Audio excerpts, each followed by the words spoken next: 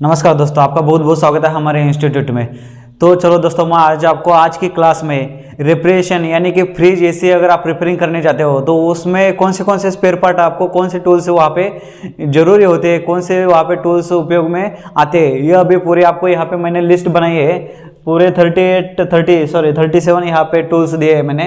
इन सभी टूल्स के वहाँ पे बहुत ज़रूरी होते हैं। अगर उसमें से का एक भी कहीं टूल कुछ कम पड़ गया तो क्या प्रॉब्लम होता है कि वो काम हमारा थम जाता है, मतलब आगे करने के लिए बहुत दिक्कत आ जाती है। इसलिए ये जो मैंने यहाँ पे लिस्ट बनाया है दोस्तों, यहाँ पे ये टूल्स होना बहुत ज़रूरी है। तो अगर आप मैकेनिकल हो या टेक्नीशियन हो तो आपके पास ये टूल्स होना बहुत ज़रूरी है। तो अभी मैं इस थ्योरी की क्लास में अभी मैं आपको बताने वाला हूँ कि ये कौन से टूल्स यहाँ पे उपयोग में आने वाले हैं और उसकी क्या ज़रूरत पड़ती है, ये भी बताने वाला हूँ। वैसे तो दोस्तों आपको मैं प्रैक्टिकल के टाइम पे पूरा प्रैक्टिकल करके दिखाने वाला हूँ, मतलब प्रैक्टिकल के टाइम सभी टूल्स आपको दिखाने पे वाला हूँ और वो किस तरह से वो काम करते हैं ये भी आपको मैं प्रैक्टिकल में दिखाने वाला हूँ। तो चलो अभी यहाँ पे मैं बता देता हूँ कि कौन से टूल्स यहाँ पे काम में आते हैं। कॉम्बिनेशन प्लायर, अभी यहाँ पे आप देख सकते हैं दोस्तों, इसमें से कि बहुत सारे ऐसे भी टूल्स है जिसको पहले आपने यूज़ भी किया है, देखा भी है और उसके नाम भी आपको बहुत सारे टूल्स का पता होगा। लेकिन इसमें ऐसे भी कौन से टूल है कि उसके बारे में आप जानते नहीं हो। अगर आप नए टेक्नीशियन हो तो, अगर पुराने हो, अगर आप काम कर रहे हो, सीख रहे हो तो अभी आपको तो पता होगा ही इसमें। तो चलो अभी यहाँ पे मैं आपको बता देता हूँ कि इसमें कौन से टूल्स है। कॉम्बिनेशन प्लायर, कॉम्बिनेशन प्लायर मतलब क्या है दोस्तों? प्लायर जो हम इलेक्ट्रिशियन, ज़्यादातर इलेक्ट्रिशियन पकड़ते हैं उसको पकड़ पे बोलते हैं। उसका कॉम्बिनेशन प्लायर किस लिए बोलते हैं? कॉम्बिनेशन मतलब बहुत सारे कामों का एक कॉम्बिनेशन रहता है, मतलब बहुत सारे टूल्स यूज करने की जगह पे हम एक ही टूल्स यूज कर सकते हैं, इसलिए उसको कॉम्बिनेशन प्लायर बोलते हैं। तो ये प्लायर क्या करता है दोस्तों? अगर आप वायर काटना चाहते हो तो उससे प्लायर से वायर भी काट सकते हो। उसमें ऐसे कैंची की तरह वहाँ पे दिया जाता है, उससे आप वायर भी काट सकते हो। अगर आपको वायर पकड़ना है तो उसमें आगे जगह दी जाती है पकड़ने के लिए, और अगर आपको कौन सी चीज़ को ऐसा आगे से दबाना चाहते हो तो भी उसमें वहाँ पे आगे नोक दिया रहता है कि उसको आप उस वायर को दबा सकते हैं या उसको दबा के घुमा सकते हैं एक साथ मिला के, ऐसा भी उसमें दिया जाता है। और उसमें एक साइड में एक जगह भी दिए जाते हैं, अगर बारीक आप तार काटना चाहते हो तो उसके तार से भी आप उस कॉम्बिनेशन प्लायर से काट सकते हो। बहुत सारे लोगों ने इसके कॉम्बिनेशन प्लायर के बारे में, आपको तो सभी को पता है, प्लायर हर जगह पे यूज होती है। दूसरा है हैमर। हैमर यानी कि जो दोस्तों यहाँ पे आप हैमर का यूज़ खाली आपको या स्क्रू ठोकने के लिए या किसी दीवार में कुछ तोड़ने के लिए, वहाँ पे बहुत सारी जगह पे हैमर का यूज़ होता है। तो हमें अगर एसी यहाँ पे ज़्यादा फ्रिज में यूज़ नहीं होता है हैमर का, लेकिन अगर आप एसी इंस्टॉलेशन करने के लिए जाते हो तो वहाँ पे आपको वहाँ पे हैमर की ज़रूरत पड़ती है। तो आपके उस टाइम पे हैमर होना बहुत ज़रूरी है। अगर यहाँ पे स्क्रू ठोकना है या अभी आपको फास्टनर ठोकना होगा तो आपको वहाँ पे हैमर का वहाँ पे उपयोग होता है। तो यहाँ पे 3 नंबर पे है दोस्तों मैलेट। मैलेट, ये तो मुझे लगता है आपने बहुत सारे लोगों ने ये पहली बार ये शब्द सुना होगा, मैलेट। मैलेट क्या होता है दोस्तों? मैलेट एक प्रकार का हैमर ही होता है, मतलब एक प्रकार का हथौड़ी होता है। लेकिन इसमें फ़र्क क्या है? ये हैमर और मैलेट में फ़र्क क्या होता है? हैमर जो रहता है वो लोहे का रहता है, हैमर जो रहता है वो लोहे का रहता है, और जो मैलेट रहता है वो लकड़ी का रहता है।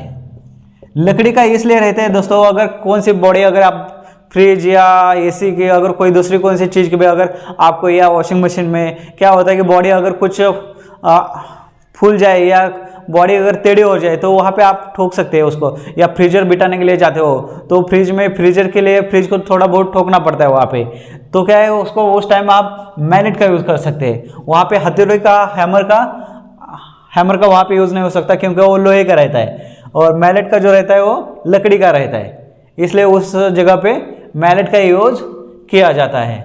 चौथे नंबर पे है फाइल। अभी फाइल का यूज क्या होता है दोस्तों? फाइल क्या होती है? फाइल का मतलब क्या है? एक लोहे का रहता है। लोहे का किस टाइप रहता है आप देख सकते हैं इसको आगे यहाँ पे पकड़ने के लिए बहुत सारे छोटा सा यहाँ पे जगह दिया जाता है, और इसमें ऐसे नीचे एक पट्टी दी जाती है लोहे की। और उसमें प्रकार कैसे रहते हैं दोस्तों? उसमें सिंगल कट, डबल कट या स्ट्रेट कट, इस प्रकार उसका प्रकार रहता है उसमें, मतलब हार्ड या सॉफ्ट, कौन सा फाइल चाहिए आपको।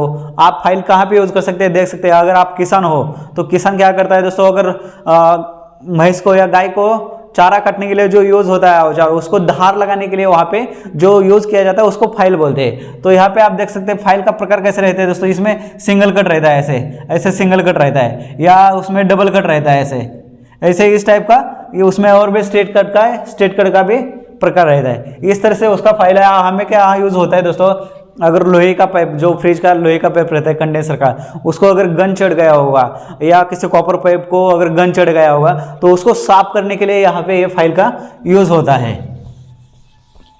5वें नंबर है स्वांगी टूल। अभी ये स्वांगी टूल क्या है? स्वांगी टूल मतलब है, इसको स्विजिंग टूल भी बोलते हैं। स्विजिंग टूल, यहाँ पे स्विजिंग टूल का इस्तेमाल किस लिए होता है दोस्तों? अगर किसी कॉपर का एक साइज का पाइप हो तो उसका व्यास, जो व्यास रहता है उसको व्यास अगर आपको बढ़ाना है तो वहाँ पे स्वांगी टूल का वहाँ पे यूज होता है। मानो यहाँ पे मैं आपको एग्जांपल देता हूँ दोस्तों, यहाँ पे आप देख सकते हैं, यहाँ पे एक ही साइज का कॉपर का पाइप है, एक ही साइज का पाइप है, और इसमें से अगर आपने बीच में से काट दिया, यहाँ पे देख सकते हैं, इसको अगर बीच में से काट दिया तो आप बाद में इसको जोड़ोगे, अगर बाद में इसको वेल्डिंग करने के लिए जाओगे तो क्या है कि एक के ऊपर एक रखोगे तो उसको वेल्डिंग नहीं होगा, क्योंकि वो टेढ़ा हो जाएगा या निकल जाएगा या जल्दी टूट जाएगा। तो उसको उस टाइम क्या करना पड़ता है दोस्तों, यहाँ पे स्विजिंग टूल या बोल सकते हैं, या स्वांगी टूल बोल सकते हैं आप।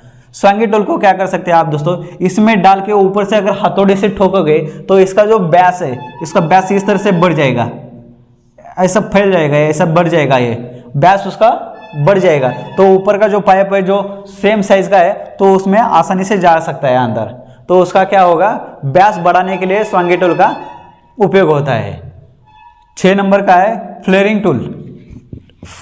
फ्लेयरिंग टूल दोस्तों, यहाँ पे इसमें फ्लेयरिंग टूल का, फ्लेयरिंग मतलब फ्लेयरिंग का फैलाना, अगर पाइप को फैलाना है, ये कैसा है, ये अगर स्विंगी टूल का क्या यूज होता था, अगर व्यास को बढ़ाना है, मतलब नीचे तक अगर एक पाइप को दूसरे पाइप में डालना है तो उसको स्वांगी टूल का यूज होता है। लेकिन अगर क्या रहता है दोस्तों, यहाँ पे 2 पाइप है, यहाँ पे आप देख सकते हैं 2 पाइप है। अगर यहाँ पे अगर आपको यूनियन है, या यूनियन का मैं आगे बताने वाला हूँ दोस्तों आपको, यूनियन का किस जगह पे यूज होता है। तो क्या है, अगर यहाँ पे आपको फ्लेयर नट लगाना है, फ्लेयर नट क्या होता है ये भी आपको मैं आगे बताने वाला हूँ। फ्लेयर नट क्या है, वो अगर उसमें फ्लेयर नट डालोगे तो क्या होता है, उसको ज़्यादातर इसी में भी यूज होता है इसका।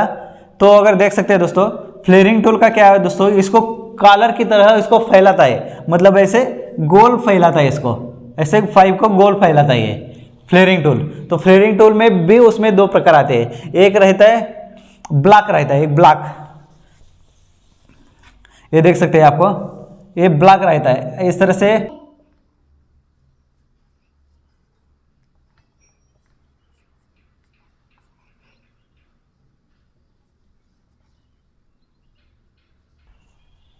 इस तरह से दोस्तों ब्लॉक रहता है, उसमें हर एक पाइप के साइज के लिए सांचा दिया जाता है, और उसको यहाँ पे क्या दिया जाता है, यहाँ पे उसको हैंडल दिया जाता है, ताकि उसमें उसी जो ये गोल गोल इसके सांचे रहते हैं, इसके हर एक पाइप के साइज का एक सांचा रहता है। तो हमें क्या करना पड़ता है, इसमें पाइप डाल के, जो फ्लेयरिंग टूल का दूसरा जो टूल है उसको बोलते हैं योक। योक यहाँ पे आप देख सकते हैं, योक इस तरह से रहता है, ये योक इस तरह से रहता है, ऊपर इसको हैंडल दिया जाता है, और इसके नीचे यहाँ पे आप देख सकते हैं इसका त्रिकोण साइज का यहाँ पे एक पॉइंटर दिया जाता है। अगर आप ऊपर के ऐसे हैंडल को इसमें डाल के इस यहाँ पे ब्लॉक में अगर आप पाइप डालोगे, यहाँ पे आप देख सकते हैं, बाई चांस यहाँ पे आप देख सकते हैं, अगर इसमें ऐसे पाइप डालोगे तो ये जो ऊपर का योक है, योक इसके ऊपर लगाना पड़ता है, और इसको ये दो हैंडल है इसके 2 ब्लॉक के, उसको पैक करना लगता है, लॉक करना पड़ता है इस पाइप को। लॉक करने के बाद दोस्तों ये जो योक है, योक को उसके ऊपर रख के क्या करना पड़ता है, उसको ये हैंडल को घुमाना पड़ता है। तो क्या होता है, पाइप का जो ऊपर का साइज है तो फैल जाता है, मतलब ऐसे कॉलर की तरह गोल फैल जाता है। तो उसके बाद हम उसको फ्लेयर नट लगा के उसका यूज कर सकते हैं। तो आपको समझ में आया, फ्लेयरिंग टूल में दो टूल्स आते हैं, एक ब्लॉक आता है और दूसरा योक। इस तरह से फ्लेयरिंग टूल का यूज होता है। 7वें नंबर पे है दोस्तों एडजस्टेबल स्पैनर। आपने बहुत सारे लोगों ने देखा होगा एडजस्टेबल स्पैनर, मतलब बहुत सारे स्पैनर रहते हैं, 2 नंबर का, 4 नंबर का, 8 नंबर का, 10 नंबर का, ऐसा स्पैनर रहता है। लेकिन ये एडजस्टेबल स्पैनर क्या करता है दोस्तों, सबका काम एक ही करता है, अकेला करता है। मतलब आप जो नट है, जो बोल्ट है, उसको जैसे एडजस्ट करना चाहते हो उसको इस एडजस्टेबल से आप एडजस्ट करके आप वो नट या बोल्ट को खोल सकते हैं। इसलिए इसको क्या बोला जाता है, एडजस्टेबल स्पैनर। उस पर एक ऐसा चक्का दिया जाता है, उसको अगर घुमा के आप एडजस्टेबल का जैसा एडजस्ट करना चाहते हो वैसे उस एडजस्टेबल स्पैनर को एडजस्ट करके आप यूज कर सकते हैं। 8वें नंबर है स्क्रू ड्राइवर।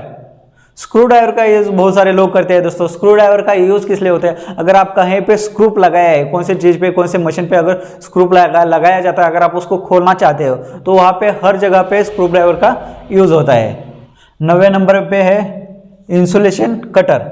इंसुलेशन कटर किस टाइप का रहता है दोस्तों, जो हर एक इलेक्ट्रिशियन के पास इंसुलेशन कटर रहता है। इस साइज का ऐसे कुछ रहता है, उसको ऐसे यहाँ पे आगे नोक रहती है, इसको ऐसे पीछे पकड़ने के लिए हैंडल होता है, इसको मतलब पकड़ सकते हैं, और इसमें ऐसे उनके आगे नुकीली धार रहती है। अगर आप किसी वायर को या किसी चीज़ को काटना चाहते हो तो आप देख सकते हैं जो वायर रहते हैं उसका ऊपर इंसुलेशन रहता है, इसका ऊपर का इंसुलेशन निकलने के लिए हमें यहाँ पे क्या करते हैं, इंसुलेशन कटर का यूज करते हैं। 10वें नंबर पे है हेक्सा मशीन। हेक्सा मशीन कहाँ यूज होता है दोस्तों, हेक्सा ब्लेड। आपको तो हेक्सा ब्लेड पता है।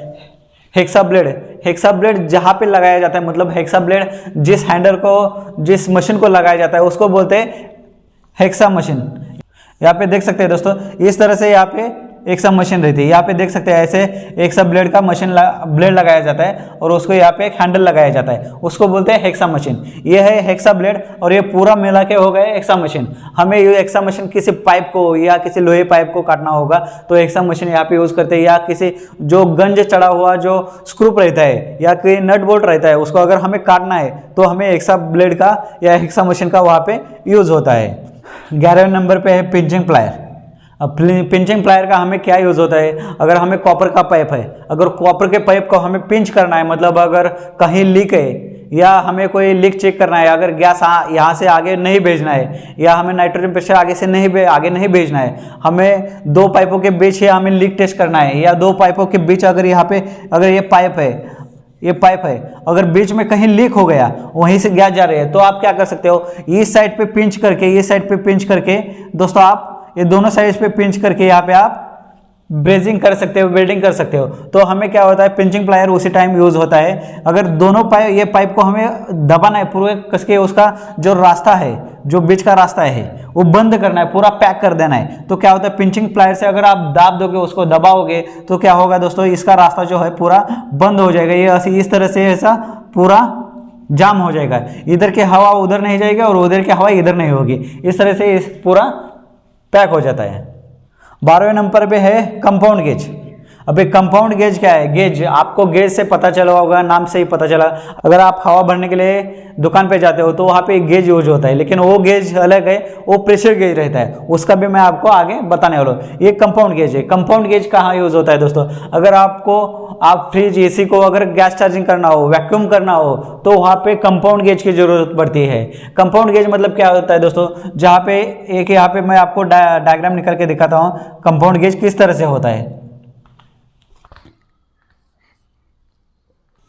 इस तरह से दोस्तों ऐसे कंपाउंड गेज होता है, मतलब ये इस टाइप के गेज होता है, और इस तरफ से इस साइड पे उसको हैंडल, एक साइड पे हैंडल दिया जाता है और यहाँ पे इसका इन का एक साइज रहता है और यहाँ पे आउट का रहता है, मतलब यहाँ से हवा भरोगे तो इस साइड से बाहर निकलेगा।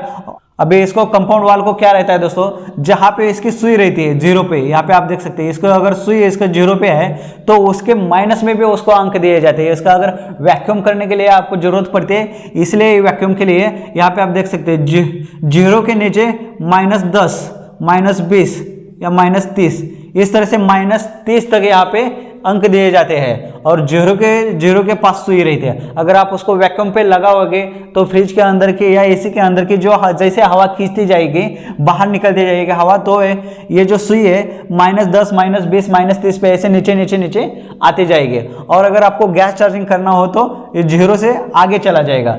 और इसका कैसा रहता है दोस्तों, इसको पाउंड में गिना जाता है, यानी कि इसका जो 1 पाउंड रहता है, मतलब 1 प्रेशर रहता है वो 10 ग्राम के बराबर होता है। मतलब आप समझ सकते हो, जहाँ पे 1 प्रेशर डालोगे, जहाँ पे 1 पाउंड इसका प्रेशर जाओगे डालोगे अगर फ्रिज के अंदर या एसी के अंदर, तो 10 ग्राम गैस अंदर चला गया, ऐसे इसका हिसाब होता है। मानो अगर किसी फ्रिज के ऊपर आपने किसी फ्रिज के ऊपर लिखा रहता है 100 ग्राम गैस डालने के लिए आपको कितना प्रेशर रखना पड़ता है, उसमें 10 प्रेशर रखना पड़ता है, तब मतलब 100 ग्राम में उसके अंदर गैस जाती है। इस तरह से इसको गिना जाता है। और दोस्तों यहाँ पे आप देख सकते हैं इसका जो साइज है, यहाँ पे इसका जो मुंह है ये यहाँ पे इन रहता है, यानी कि जैसे यहाँ से हवा आप फूकोगे या हवा आप अंदर डालोगे और इसका हैंडल जो इसका वाल है इसको जो अगर बंद कर दिया जाएगा यहाँ से इस वाल को घुमा के, तो ये जो हवा है डायरेक्ट ऊपर यहाँ पे सुई के पास चले जाएगी। यानी कि ये जो यहाँ से जो मुँह है इसका कनेक्शन डायरेक्ट सुई से रहता है, ये आगे जाएगी। या अगर आप हवा यहाँ से खींचोगे वैक्यूम पे लगाओगे तो ये जो इसकी सुई है -10 -20 -30 पे आ जाएगी। इस तरह से कंपाउंड गेज काम करता है। 13 नंबर पे है प्रेशर गेज। अभी आप देख सकते हैं दोस्तों, प्रेशर गेज जैसे कंपाउंड गेज वैसे होता है वैसे ही ये प्रेशर गेज रहता है, लेकिन कंपाउंड गेज में कैसा माइनस के लिए उसमें अंक दिए जाते हैं, यानी कि वैक्यूम के लिए, लेकिन ये जो प्रेशर गेज है उसमें वैसा कुछ नहीं होता है। प्रेशर गेज आप देख सकते हैं, गाड़ी में हवा भरने के लिए जाते हो तो वहाँ पे प्रेशर गेज लगा रहता है दोस्तों। इस तरह से ही प्रेशर गेज होता है। यहाँ पे जैसे इसका सुई रहता है वहाँ से 0 से स्टार्ट हो जाता है, 0 से होके ऐसे 500 तक इसका अंक दिया जाता है, 500 तक इसका प्रेशर दिया जाता है। या उसका भी सेम कंपाउंड गेज की तरह होता है दोस्तों। यहाँ पे इन रहता है, ये साइज रहती है, इन रहती है, और जो इस साइड की रहती है ये आउट रहती है। यानी कि जैसे यहाँ से अगर आप हवा को अंदर डालोगे, यहाँ से नाइट्रोजन प्रेशर, अगर आप किसी लीक टेस्ट करना होगा किसी मशीन का, फ्रिज का या एसी का, तो वहाँ पे आपको ये प्रेशर गेज का ही यूज होता है नाइट्रोजन प्रेशर भरने के लिए। उसको कहते हैं दोस्तों 0 से लेके 500 तक इसका प्रेशर रहता है, 500 तक इसका अंदर प्रेशर गिन सकते हैं आप इस गेज से। यहाँ से डायरेक्ट अगर आप हवा डालोगे तो डायरेक्ट इसका भी जो संबंध है ये डायरेक्ट सुई से रहता है, इस नोक का, इसका मुंह का जो संबंध है वो डायरेक्ट सुई से रहता है। यानी कि जितना प्रेशर डालोगे आप वो यहाँ पे सुई आपको दिखाएगी कितना प्रेशर अंदर जा रहा है। 14 नंबर पे है दोस्तों मैनीफोल्ड गेज। अभी मैनीफोल्ड गेज, मैनीफोल्ड उसके नाम से ये पता चल जाता है दोस्तों, मैनीफोल्ड यानी कि दो गेजों का जो कॉम्बिनेशन है, 2 गेज का जो कॉम्बिनेशन है उसको मैनीफोल्ड गेज बोलते हैं। यानी कि कंपाउंड गेज और प्रेशर गेज ये दोनों को मिला के एक ही गेज होता है, उसको मैनीफोल्ड गेज बोलते हैं। उसका कैसे रहता है दोस्तों, यहाँ पे मैं आपको डायग्राम निकाल के दिखाता हूँ। यहाँ पे देख सकते हैं ये दोनों एक ही जगह पे उसको दिया जाता है। यहाँ पे दोनों गेज को दोनों साइड में यहाँ पे गेज रहता है, और यहाँ पे इसको जो मुंह है उसको 3 मुंह दिया जाता है दोस्तों। यहाँ पे आप देख सकते हैं, यहाँ पे कैसे, यहाँ पे आप देख सकते हैं ये कंपाउंड गेज है। मानो यहाँ पे आप ये कंपाउंड गेज है और ये प्रेशर गेज है। तो आप देख सकते हैं दोस्तों, अगर आपको नाइट्रोजन भरना है, नाइट्रोजन प्रेशर अगर किसी मशीन में भरना है तो आप कहाँ लगाओगे, यहाँ पे एक चार्जिंग लाइन लगाओगे जो इन वाले है, मतलब जो सिलेंडर से लगा के यहाँ पे इस गेज को लगाना पड़ता है। वो चार्जिंग लाइन है, जो चार्जिंग पाइप है वो यहाँ पे लगाना पड़ेगा। और दोस्तों जो आउट है, मतलब ये इन है और ये आउट कहाँ है, इस साइड पे है। ये जो बीच वाला जो जगह दिया जाता है, बीच वाला जो मुंह दिया जाता है, उसको ये जो आउट में लगाया जाता है, यानी कि मशीन में लगाया जाता है। ये जो मशीन में जो पाइप लगाया जाता है वो यहाँ पे लगाया जाता है। इसके लिए दोस्तों आपको क्या करना पड़ता है, सबसे पहले ये वाल, जिस गेज का आपको यूज करना है उस गेज का ये वाल ओपन रखना पड़ेगा, उसका हैंडल ओपन रखना पड़ेगा। और जिस गेज का वाल मतलब यूज नहीं करना है उसका जो हैंडल है उसको हमें क्लोज करना पड़ेगा। अगर इसका क्लोज करोगे तो दोस्तों यहाँ पे ये यहाँ से बंद हो जाएगा, तो ये जो हवा आप भरोगे यहाँ से तो ये आगे नहीं जाएगी। इस तरह से ये काम करता है। वो सेम कंपाउंड गेज का भी सेम वैसे ही यूज होता है। अगर आप किसी मशीन में गैस भरने जाओगे तो गैस का सिलेंडर का जो लाइन है वो इस साइड पे लगाएगा जाएगा, और जो मशीन का पाइप है वो इस साइड पे लगाया जाएगा। मतलब यहाँ से इन होगा गैस और यहाँ से आउट होगा, यहाँ से मशीन में चला जाएगा गैस। इस तरह से ये काम करता है। अगर हमें कंपाउंड गेज का यूज़ करना है तो हमें जो प्रेशर गेज है, प्रेशर गेज का हैंडल यहाँ पे बंद करना पड़ेगा, क्योंकि ये यहाँ से बंद होगा तो आगे यहाँ पे गैस निकल नहीं जाएगी बाहर। अगर इसका हैंडल ओपन रहेगा तो ये जो गैस है यहाँ से बाहर निकल जाएगी। इस तरह से ये मैनिफोल्ड गेज काम करता है। 15 नंबर पे है एलन की। एलन की उसके नाम से पता चल जाता है कि एल की मतलब एल टाइप की जो की रहती है, एल टाइप का जो चाबी रहती है, एक टाइप का वो चाबी रहता है। जैसे हमें एसी का अगर वाल खोलना है या बंद करना है तो उसको चाबी रहती है, उसको एलन की बोलते हैं। एलन की कैसे रहती है दोस्तों, एल टाइप रहती है ऐसे, और यहाँ पे जो उसका आगे का मुंह है या पीछे का इसका ये षटकोण के टाइप, षटकोण जैसे रहता है, षटकोण के टाइप का यहाँ पे इसको रहता है, ऐसे षटकोण के टाइप उसका मुंह रहता है। तो उससे हम क्या कर सकते हैं, उसको वाल को बंद कर सकते हैं या वाल को खोल सकते हैं। उस जगह पे हमें एलन की का यूज होता है। 16 नंबर पे है दोस्तों वेल्डिंग गन। वेल्डिंग गन यानी कि जो वेल्डिंग गन है, वेल्डिंग गन उसके नाम से ही पता चल जाएगा। वेल्डिंग गन मतलब वेल्डिंग करने के लिए हमें जो गन की जरूरत पड़ती है उसको टॉर्च भी बोलते हैं, उसको वेल्डिंग गन बोलते हैं। हमें क्या करना है, हमें ब्रेजिंग करने के लिए, वेल्डिंग करने के लिए, फ्रिज एसी में वेल्डिंग करने के लिए जो सिलेंडर पे लगाया जाता है, सिलेंडर के ऊपर, वहाँ पे उसको वेल्डिंग गन बोलते हैं। वेल्डिंग गन किस टाइप का रहता है दोस्तों, मैं आपको यहाँ पे शॉर्टकट में बता देता हूँ कि वेल्डिंग गन कैसे रहता है। यहाँ पे आप देख सकते हैं दोस्तों, यहाँ पे एक ऐसे वेल्डिंग गन रहता है और इसके आगे एक छोटा सा यहाँ पे और एक यहाँ पे पाइप लगाया जाता है, उसको वेल्डिंग गन बोलते हैं। ये जो वेल्डिंग गन है उसको क्या होता है दोस्तों, जो सिलेंडर रहता है उसके ऊपर, जो एलपीजी का सिलेंडर रहता है उसके ऊपर हम लगा के वेल्डिंग या ब्रेजिंग कर सकते हैं। 17 नंबर पे है एलपीजी सिलेंडर। दोस्तों हमें वेल्डिंग करने के लिए एलपीजी सिलेंडर का जरूरत पड़ता है, और एलपीजी सिलेंडर के साथ साथ दोस्तों ये जो एलपीजी सिलेंडर है उसके ऊपर ये वेल्डिंग गन लगाया जाता है। एलपीजी सिलेंडर जो घर में यूज़ होता है दोस्तों, एलपीजी सिलेंडर, वही भी हम ब्रेजिंग के लिए या वेल्डिंग के लिए यूज़ कर सकते हैं। लेकिन अभी छोटे छोटे कैन आ गए इसलिए वो लेके जाने की ज़रूरत नहीं पड़ती है। एलपीजी सिलेंडर से हमें क्या होता है कि वेल्डिंग करने के लिए उसकी ज़रूरत पड़ती है। 18 नंबर पे ब्रेजिंग रॉड। ब्रेजिंग रॉड का यूज़ कहाँ पे होता है दोस्तों, ब्रेजिंग रॉड हमें जो वेल्डिंग करते समय दो पाइपों को अगर हमें जोड़ना है, दो पाइप को यहाँ पे वेल्डिंग करना है तो क्या करना पड़ता है दोस्तों, यहाँ पे हमें अगर इन दोनों पाइप को जोड़ना है तो क्या करना पड़ता है दोस्तों, एक दूसरे का अंदर डाल के एलपीजी से उसको यानी कि जो टॉर्च है उससे हमें गर्म करके क्या करना होता है, उसको ब्रेजिंग करना पड़ता है, उसको वेल्डिंग करना पड़ता है, उसको वेल्डिंग रॉड कहते हैं। फ्लक्स पाउडर 19 नंबर पे है फ्लक्स पाउडर। दोस्तों हमें फ्लक्स पाउडर अगर दो पाइप को यानी कि एक लोहे और एक कॉपर को, ये ऐसे दो पाइप को अगर हमें जोड़ना है तो वहाँ पे हमें फ्लक्स लगाना पड़ता है, नहीं तो ब्रेजिंग वहाँ पे वेल्डिंग नहीं होगा। वो जो ब्रेजिंग रॉड है वो पिघल के नीचे गिर जाएगा, लेकिन वेल्डिंग नहीं होगा वहाँ पे। तो हमें वेल्डिंग होगा, अच्छी तरह से वेल्डिंग करने के लिए उसको वहाँ पे हमें फ्लक्स पाउडर लगाना पड़ता है। वो जो पाउडर रहती है वो पाउडर वहाँ पे हमें ब्रेजिंग करते समय वहाँ पे ऊपर उसके अगर लगाओ के लोहे के पाइप को और कॉपर के पाइप को तो ब्रेजिंग अच्छी तरह से हो जाएगी। अगर दो पाइप अगर कॉपर के तो वहाँ पे ज़रूरत नहीं पड़ती है ब्रेजिंग करते समय उसको फ्लक्स पाउडर यूज़ करने के लिए। 20 नंबर पे है गैस सिलेंडर। गैस सिलेंडर, ये कौन सा गैस सिलेंडर है दोस्तों, यहाँ पे भी आपने देख लिया है एलपीजी सिलेंडर। तो ये गैस सिलेंडर कौन सा है, ये गैस सिलेंडर जो फ्रिज में या एसी में जो गैस भरा जाता है, रेफ्रिजरेंट, उसका अंग्रेजी में बोलते हैं रेफ्रिजरेंट सिलेंडर, यानी कि उसको गैस सिलेंडर भी बोल सकते हैं। जैसे हमारा छोटे छोटे कैन आते हैं उसको हम रेफ्रिजरेंट सिलेंडर बोल सकते हैं या गैस सिलेंडर पे बोल सकते हैं। गैस सिलेंडर वाल्व 21 नंबर पे है गैस सिलेंडर वाल्व। जो हमारा गैस सिलेंडर है दोस्तों, यहाँ पे आप देख सकते हैं, यहाँ पे ऐसे अगर एक सिलेंडर है तो उसके ऊपर ऐसे एक वाल्व आता है, तो हमें वो ये सिलेंडर को वाल्व लगाना पड़ता है ऊपर, यहाँ पे ऊपर उसको वाल्व लगाना पड़ता है ताकि हम उसको गैस चार्जिंग करते समय उसका यूज़ कर सके। यहाँ पे ऊपर ऐसे हैंडल आ जाता है, इस हैंडल को अगर आप ओपन करोगे तो गैस बाहर आ जाएगा, आप क्लोज करो तो गैस बंद हो जाएगा। इस तरह से इस हैंडल का यूज, उसको वाल्व बोलते हैं, यूज कर सकते हैं। 22 नंबर पे है गैस सिलेंडर वाल्व की।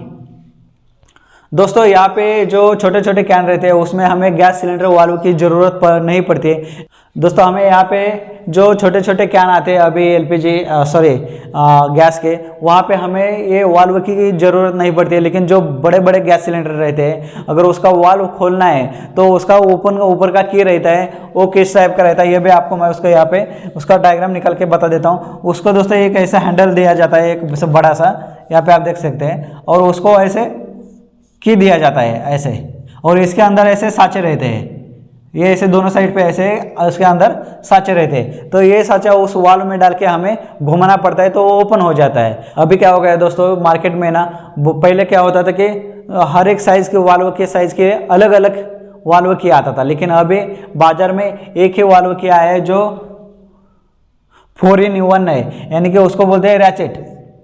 उसको हम रैचेट भी बोल सकते हैं, क्योंकि हर वाल्व के लिए अलग अलग की रखना जरूरी नहीं है। अगर आप एक ही रैचेट रखोगे तो हर चाबी को हर वाल्व को खोल सकता है। 23 नंबर पे गैस यानी कि रेफ्रिजरेंट। दोस्तों जो गैस सिलेंडर था उसमें अगर हमें फ्रिज या एसी में अगर गैस भरना है तो उस सिलेंडर में हम गैस भर के कहीं पे भी लेके जा सकते हैं और फ्रिज में और एसी में गैस भर सकते हैं, जिससे वो फ्रिज एसी ठंडा हो जाएगा, उसको बोलते हैं गैस। अभी 24 नंबर पे है clamp digital meter. Clamp digital meter, इसे नाम से ही पता चल जाता है। क्लैंप मतलब क्लैंप क्या है, उसको ऐसे ऊपर ऐसे अकड़े दिए जाते हैं, इसका क्लैंप दिया जाता है। मतलब यहाँ पे अगर वायर हो, किसी वायर को ऐसे पकड़ना हो, हम अगर फ्रिज का या एसी का हमें एम्पेयर चेक करना है तो वायर को अगर ऐसे पकड़ोगे दोस्तों तो उसको क्या हो जाएगा, उसका एम्पेयर पता चल जाएगा। क्लैंप, उसे क्लैंप बोलते हैं। और डिजिटल, डिजिटल मतलब अंक, डिजिटल मल्टीमीटर, हमें क्या उससे पता चल सकता है कि वो डिजिटल मीटर है, इसे हम वोल्टेज चेक कर सकते हैं, कंटिन्यूटी चेक कर सकते हैं, एम्पेयर चेक कर सकते हैं, तो उसमें सब कुछ हम चेक कर सकते हैं। उसके ऊपर भी मैं अलग से वीडियो बनाऊंगा कि क्लैंप मीटर कैसे यूज़ करते हैं। 25 नंबर पे आता है दोस्तों लैंप टेस्टर। लैंप टेस्टर का यूज़ कहाँ होता है, अगर हमें किसी बोर्ड में सप्लाई आता है या नहीं आता है, किसी वायर में सप्लाई आता है क्या नहीं आता है, ये चेक करने के लिए उसमें एक लैंप दिया जाता है। जैसे हम वायर पे लगाएंगे, इस साइज़ का ही रहता है, ये पेन है उसी साइज़ का रहता है। अगर हम किसी वायर में अगर ऐसे लगाओगे, उसके टच करोगे तो अगर उसमें सप्लाई आता है तो इसके अंदर क्या होगा, वो लैंप टेस्टर के अंदर एक छोटा सा लैंप है, वो जल जाएगा। अगर सप्लाई नहीं आता है तो वो नहीं जलेगा। इस तरह से लैंप टेस्टर का यहाँ पे यूज़ होता है। 26 नंबर पे है ड्रिल मशीन। दोस्तों हमें अगर किसी दीवार पे ड्रिल करना है या किसी दीवार को होल बनाना है तो या किसी दीवार पे हमें स्क्रू लगाना है तो हमें यहाँ पे ड्रिल मशीन का यूज़ होता है। एसी इंस्टॉलेशन के टाइम हमें वहाँ पे ड्रिल मशीन के बिना हम एसी इंस्टॉलेशन कर ही नहीं सकते। हमें अगर किधर फास्टनर लगाना है तो भी हमें यहाँ पे ड्रिल मशीन का यूज़ होता है। वाटर लेवल, दोस्तों अगर आप एसी इंस्टॉलेशन करने के लिए जाओगे तो इंडोर का जो इंडोर मशीन है, इंडोर मशीन लगाते समय हमें यहाँ पे चेक करना पड़ता है कि जो एसी है, एसी इंडोर का जो मशीन है वो कौन से साइड पे नीचे है या नहीं है, या एक लेवल पे है, ये देखने के लिए हम वहाँ पे वाटर लेवल लगा के क्या कर सकते हैं, चेक कर सकते हैं। उसमें कैसे रहता है, यहाँ पे दोस्तों एक पानी रहता है और उसमें एक पॉइंट दिया जाता है। जिस साइड पे ज़्यादा ये झुकेगा वो साइड पे ये नीचे नीचे जाएगा। अगर बीच में सेंटर में आ जाएगा तो समझना कि ये इसका जो वाटर लेवल है, जो लेवल है वो सेम है। 28 नंबर पे है फ्लेयर नट।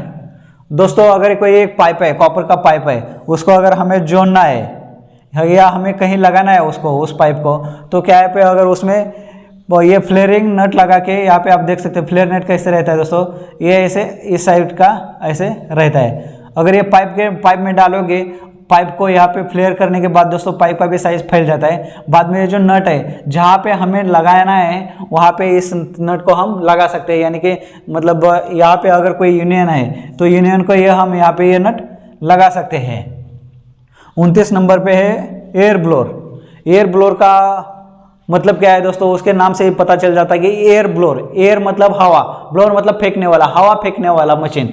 हवा फेंकने वाला मशीन यहाँ पे हम किस लिए यूज़ करते हैं दोस्तों, अगर किसी जगह पे हमें हवा मारना है, मतलब अगर एसी का जो इंडोर रहता है, इंडोर को उसको ड्राई क्लीनिंग करना है, उसको वेट वॉश यानी कि पानी से नहीं धोना है, तो हमें वहाँ पे एयर ब्लोअर से मतलब हवा मार के उसको हम साफ कर सकते हैं। यानी कि हमें जहाँ पे हवा मार के साफ करना है वहाँ पे एयर ब्लोअर का यूज़ होता है। 30 नंबर पे वैक्यूम पंप। वैक्यूम पंप दोस्तों जहाँ पे हमें फ्रिज या एसी में अगर गैस भरना है तो वैक्यूम से ना, वैक्यूम मतलब खींचने वाला, बाहर खींचने वाला। दोस्तों मशीन हो, कोई मशीन है, फ्रिज है या एसी है, उसके अंदर का जो हवा है उसको ये वैक्यूम मशीन से बाहर खींच लेते हैं और बाहर फेंक लेते हैं। यानी कि अगर हमें कोई मशीन को वैक्यूम करना है तो हमें यहाँ पे वैक्यूम पंप का यूज़ होता है। 31 नंबर में आते हैं चार्जिंग लाइन। चार्जिंग लाइन भी बोल सकते हैं दोस्तों, या आप उसको चार्जिंग पाइप भी बोल सकते हैं। दोस्तों हमें गैस चार्जिंग करने के लिए यहाँ पे गैस चार्जिंग लाइन का जरूरत पड़ती है। और दोस्तों एक ऐसे रबर की बनी रहती है दोस्तों, यहाँ पे आप देख सकते हैं, यहाँ पे ऐसे लंबी रहती है, यहाँ पे ऐसे इस तरह से एक रबर की पाइप रहती है और उसके साइड में ऐसे यहाँ पे नट दिए जाते हैं और उसमें ऐसे थ्रेड बनाए जाते हैं ताकि हम कहीं लगाना है तो वहाँ पे हमें दोनों साइड पे इसके ऐसे नट दिए जाते हैं और उसमें थ्रेड दिए जाते हैं ताकि हम उसको घुमा के उसको अच्छी तरह से लगा सकते हैं। हमें अगर नाइट्रोजन प्रेशर भर के हाँ लीक टेस्ट करना है या किसी मशीन में गैस चार्जिंग करना है तो हम वहाँ पे चार्जिंग लाइन का यूज़ कर सकते हैं। 32 नंबर पे है दोस्तों एनआरवी वाल। एनआरवी वाल, एनआरवी का मतलब क्या है दोस्तों, यहाँ पे आप देख सकते हैं एनआरवी मतलब नॉन रिटर्न वाल, मतलब एक बार अंदर चला गया तो रिटर्न नहीं आएगा। आप देख सकते हैं दोस्तों, अगर आपने 2 व्हीलर का या 4 व्हीलर का जो चक्का रहता है उसके अंदर एक वाल रहता है हवा भरने का, तो उससे कैसे भर सकते हैं दोस्तों, हवा अंदर जाती है लेकिन बाहर नहीं आती है क्योंकि उसके अंदर एक छोटा सा एक पिन रहता है, पिन उसी टाइप ये नॉन रिटर्न वाल रहता है। हमें अगर फ्रिज में कहीं पे गैस चार्जिंग करना है तो वहाँ पे हम एनआरवी वाल लगा के हम गैस चार्जिंग कर सकते हैं ताकि बाद में भी अगर कोई मशीन को प्रॉब्लम आ सके तो हम यहाँ पे आके चेक कर सकते हैं कि उसमें गैस है या नहीं, या किसी मशीन में लीक हो गए है तो वहाँ पे हम क्या कर सकते हैं, नाइट्रोजन प्रेशर भर के वहाँ पे एनआरवी से नाइट्रोजन प्रेशर भर सकते हैं। 33 नंबर पे है दोस्तों ट्यूब कटर। दोस्तों अगर कोई कॉपर का पाइप है तो उसको अगर बीच में से काटना हो तो क्या है, हमें वहाँ पे ट्यूब कटर का यूज़ कर सकते हैं। वो ट्यूब कटर ऐसे होता है दोस्तों, यहाँ पे आप देख सकते हैं, ये बहुत छोटा रहता है, मैं यहाँ पे बड़ा निकाल के दिखा रहा हूँ आपको। ये थोड़ा ऐसे इस टाइप का रहता है और यहाँ पे इसको पीछे यहाँ पे एक हैंडल दिया जाता है पकड़ने के लिए और इसके यहाँ पे एक छोटा सा ब्लेड की तरह एक नुकीली धार वाली एक ब्लेड रहती है दोस्तों। इसको अगर पाइप के अंदर डालोगे, आप इस पाइप के अंदर डाल के अगर आप उसको धीरे धीरे करके घुमा के उसको घुमाओगे तो ये पाइप इतना शेप में कट हो जाएगा। अगर आप इसको इस पाइप को हेक्सा ब्लेड से अगर काटोगे तो उसमें कैसे, उसमें खराब कटेगा, वो अच्छी तरह से कट नहीं पाएगा। लेकिन अगर उसी जगह पे आप ट्यूब कटर का यूज़ करोगे तो बहुत अच्छी तरह से एकदम प्लेन में कट जाएगा। यानी कि हमें कॉपर का पाइप काटने के लिए दोस्तों ट्यूब कटर का यूज़ होता है। 34 नंबर पे दोस्तों पाइप मोल्डर, यानी कि पाइप मोल्डर का यूज दोस्तों यहाँ पे नाम से ही पता चल जाएगा आपको। पाइप मोल्डर यानी कि पाइप को मोल्ड करने वाला, यानी कि फोल्ड करने वाला जो रहता है, मतलब ऐसे स्प्रिंग टाइप रहता है। अगर स्प्रिंग ऐसे अगर एक पाइप है, यहाँ पे आप एसी का पाइप है या किसी मशीन का पाइप है, यहाँ पे आप देख सकते हैं, अगर इस पाइप को हमें बीच में से मोड़ना है, यहाँ से ऐसे इसे नीचे मोड़ना है, तो दोस्तों अगर उसके अंदर जो ऐसे स्प्रिंग रहती है, स्प्रिंग को अगर इसमें डालोगे तो यहाँ पे आप देख सकते हैं, ये स्प्रिंग को अगर यहाँ पे डालोगे और बीच में से उसको मोड़ोगे तो ये बहुत शेप में एकदम मोड़ हो जाएगा, एकदम फोल्ड हो जाएगा, उसको कुछ भी नहीं होगा। अगर बिना मोल्डर डालोगे तो क्या हो जाएगा दोस्तों, ये पाइप जो है वो पिंच हो जाएगा, मतलब यहाँ से ऐसे पूरा अंदर चला जाएगा, अच्छी तरह से वो फोल्ड नहीं होगा। पाइप को मोड़ने के लिए दोस्तों ये पाइप मोल्डर का यूज होता है। 35 नंबर पे है दोस्तों कंटिन्यूटी टेस्टर। कंटिन्यूटी यानी कि जो एक वायर में या किसी पाइप में किसी भी चीज़ में कंटिन्यूटी यानी कि बीच में कोई भी कटाई नहीं है कि या कोई ब्रेक तो नहीं है, ऐसा चेक करने के लिए, यानी कि कंटिन्यूटी मतलब नाम से ही पता चलता है कि जिस चीज़ में कंटिन्यूटी है या नहीं है, ये चेक करने वाला कंटिन्यूटी टेस्टर बोलते हैं। वो 2 वायर का रहता है दोस्तों, यहाँ पे आप एक साइड पे ऐसे एक वायर रहते हैं दोस्तों यहाँ पे, और यहाँ पे एक साइड में यहाँ पे सेल रहते हैं, उसके अंदर बैटरी लगे रहते हैं और उसमें एक पॉइंट दिया जाता है, और दूसरी जगह पे सेम ऐसे ही रहता है, यहाँ पे एक ऐसा चौकोन का एक बल्ब दिया जाता है, इसके अंदर एक छोटा सा लैंप दिया जाता है और उसमें भी एक पॉइंट दिया जाता है। दोस्तों अगर किसी वायर को, समझो ये वायर है, इस वायर को ये वाला टोक इधर लगाओगे और एक वाला टोक इधर लगाओगे, अगर वायर बीच में से कहीं भी कटी नहीं है तो यहाँ पे लैंप जल जाएगा, और यहाँ से बीच में अगर वायर कट गई है तो ये बल्ब नहीं जलेगा। यानी कि वायर का या किसी चीज़ का भी कंटिन्यूटी में, मतलब कोई बीच में ब्रेक तो नहीं है ना, ये चेक करने के लिए कंटिन्यूटी टेस्टर का यूज होता है। 36 नंबर पे है दोस्तों यूनियन। यूनियन यानी कि दोस्तों क्या है यूनियन मतलब एकता, यानी कि एकत्र कर, मतलब साथ मिलाना। यूनियन मतलब साथ मिलाना। दोस्तों अगर कोई पाइप है, एक पाइप रबर का है और दूसरा पाइप जो है वो कॉपर का है, दोनों को ब्रेजिंग तो नहीं कर सकते क्योंकि ये तो रबर का है, अगर हम इसको बेल्डिंग करेंगे तो ये पिघल के जल जाएगा। तो उसी टाइम हमें क्या करना पड़ता है दोस्तों, कॉपर का पाइप और जो रबर का पाइप दोनों को मिलाने के लिए हमें यूनियन का ज़रूरत पड़ती है। यूनियन कैसे एक नट की तरह रहता है दोस्तों, ये ऐसे नट रहता है और बीच में इस साइड में इसको ऐसे बीच साइड में थ्रेड दिए जाते हैं और यहाँ पे ये साइड दोनों साइड में थ्रेड दिए जाते हैं ताकि हम इसमें फ्लेयर नट लगा के उसको पैक कर सके। इस तरह से यूनियन रहता है। यानी कि यूनियन का यूज़ कहाँ पे होता है, रबर का पाइप और कॉपर का पाइप हमें दोनों को साथ में जोड़ना है तो वहाँ पे हम क्या यूज़ कर सकते हैं, यूनियन यूज़ कर सकते हैं। 37 नंबर पे है कंप्रेसर, वर्कशॉप कंप्रेसर। दोस्तों जो फ्रिज में या एसी में जो यूज़ होने वाली मोटर है उसको कंप्रेसर बोलते हैं। दोस्तों अगर फ्रिज का कोई छोटा कंप्रेसर है तो हम उसे वर्कशॉप में यूज़ कर सकते हैं ताकि छोटे मशीन के लिए अगर हमें नाइट्रोजन भरना है, किसी फ्रिज में नाइट्रोजन भरना है और लीक चेक करना है तो हम वर्कशॉप कंप्रेसर से उसको डिस्चार्ज लाइन से हम क्या कर सकते हैं, उसमें प्रेशर भर के लीक चेक कर सकते हैं। और दोस्तों किसी फ्रिज को अगर हमें वैक्यूम करना है तो वहाँ पे सक्शन लाइन से हम वहाँ पे वैक्यूम भी कर सकते हैं। इसलिए दोस्तों 2 in 1 यूज़ होता है उस कंप्रेसर का, यानी कि हमें वैक्यूम करने के लिए भी यूज़ होता है और हमें किसी मशीन में या किसी फ्रिज में लीक चेक करना है तो उसमें हम नाइट्रोजन भर के भी लीक चेक कर सकते हैं। इसलिए हमें दोस्तों वर्कशॉप कंप्रेसर भी एक साथ में रखना जरूरी होता है।